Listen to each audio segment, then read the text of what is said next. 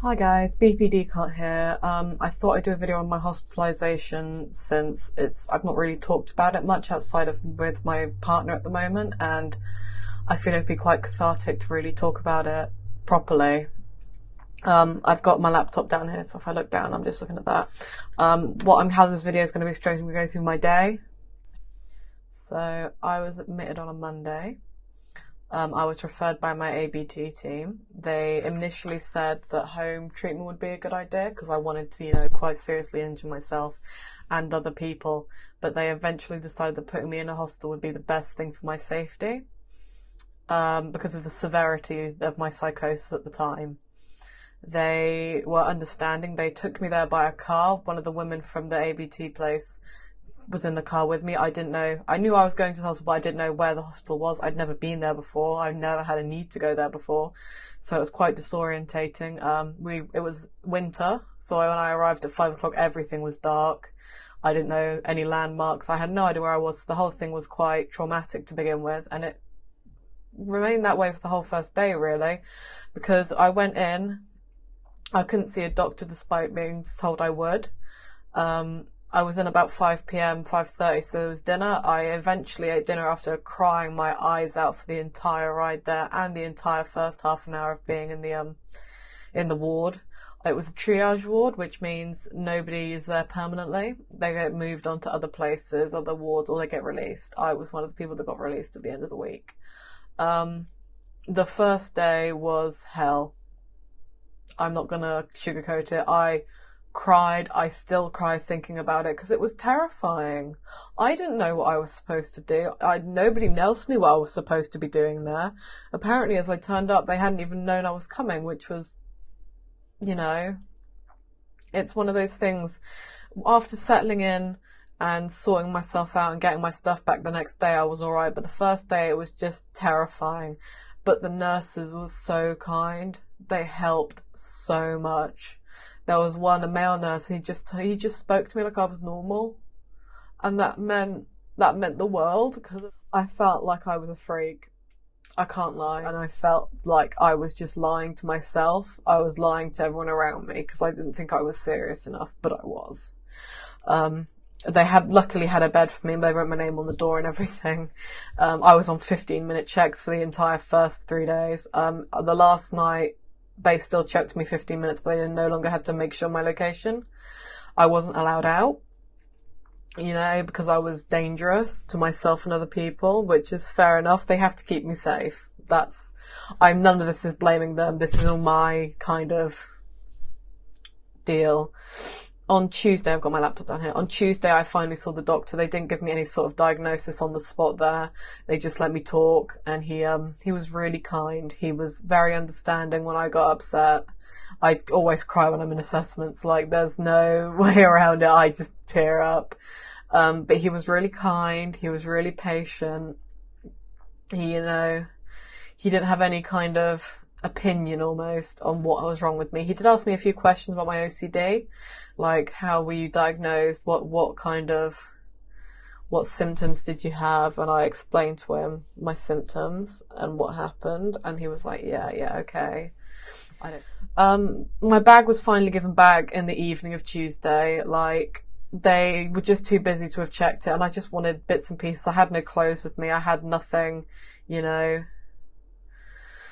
nothing I could really hurt myself with beyond a phone charger. They took that off me. They took some letters off me because they couldn't check what was inside them in case I had put razors in them or something crazy like that. And it was, it was a relief to have my stuff back. I could finally draw because I was just so stressed out, and drawing helped so much. And I'm using some of the illustrations to make a zine of my own about this experience that I will, eventually get around to doing, but it's still too tender right now. But the nurses were phenomenal. They cared and they made sure I was okay, and it was just, they were just fantastic. They really were just there to help. And I know lots of people have had quite negative experiences with the nurses, but I didn't get that at all. I was assigned, because I had a whiteboard with everyone's name, a nurse's name, and everyone was assigned to a nurse for them to check. and that would be the nurse you could go to at any time. You could go to all of them, but I like the two nicest nurses. On Wednesday, the day started to blur together. Like Tuesday just ran into Wednesday. It wasn't regimented. It wasn't like you get up, you eat your breakfast, you go to a group therapy. There were no therapies. It was just kind of free. You wander around. You had to get up at 8:30, but you could go for a nap at any time you wanted, really. I was too wound up to go for naps. I phoned my parents incessantly. They were like, I'm pretty sure they were sick of me by the end of the week. But yeah, I ate, slept, wandered around. That was kind of it, really. I found the TV lounge, took that over for a bit. That was fun. But the days just stretched on and on and on. And I had my phone. I was phoning my parents. I was texting my girlfriend. I was talking to anyone and everyone. And an angel came and she visited me every day. And it meant so much. Yeah, Anne visited every day I was in there. And it was just a little something. It was just something. Because being there and not knowing anyone and being too frightened to talk to people like other patients it was really hard. It was really hard for me. Thursday, things did start to look up. I had another meeting with the doctor because I was kind of demanding at that point that I had to go and see my family on Friday. I'd already booked a ticket. It was my brother's birthday, and he was just I think all my family were beside themselves when I went into hospital. They was worried I was going to be sectioned for 28 days. I wouldn't go home for Christmas, anything. But I ended up not. On Thursday, though, I saw the doctor. I was diagnosed with EUPD, which is emotionally unstable personality disorder, otherwise known as BPD, borderline personality disorder. They upped my medication. They put me up to 15 milligrams of aripiprazole. I can never say that. And I discovered the TV lounge again and just sat in there and didn't move, really. Friday was really the day I started crying again. I got up 8:30. My train was at 10:30 in the morning. And I was so ready to leave. I had everything packed. I had my coat on, shoes on, bag on the chair where I'd come in. It wasn't ready to leave because I disliked it. Though it was what I needed. It was really what I needed at the time. But I was ready to go. I had gone in, they had treated me, and I was ready to leave. Like, I'm not one to mess around in hospitals. I can't stand them when I'm well, and I can barely stand them when I'm ill. But they hooked me up to machines through that time. I would be blood taken, which I was terrified of. I hate needles. I had an ECG machine on my chest, But, I mean, it wasn't... I make it sound like it's so much worse than it was, because looking back with the gift of hindsight, I can tell you it's fine.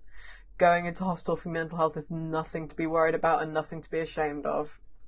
But yeah, nothing is better for you if you're hurting yourself, if you're suicidal, if you feel like you're a danger to other people. I honestly recommend going to A&E, going to your psychologist, going to therapy, going to whoever is your first point of contact for those things, and seeing if they will take you in. I wouldn't go in for, minor things. I don't really, obviously, I'm not one to judge what's minor and not for you. But, so to, I guess, summarise my experience on a psych ward, I would say psych wards they're scary. They really are scary if you have no idea what you're expecting. And I can understand and empathise that people don't want to go on a psych ward, and they've got a huge stigma around them. But like anything, they're there for a reason, and they're there to help. And especially, with serious mental health issues, they are a godsend. I'm not even going to lie, they are a godsend. They helped me even though I didn't realise I wanted or needed help. If you have any more questions or any specific, questions that you want to ask me, you can hit me up in the comments below, or I'll put my Curious Cat in the description where you can send me questions. Thank you for watching. I'm sorry this has been kind of rambly, but it is what it is. I'll see you in the next video.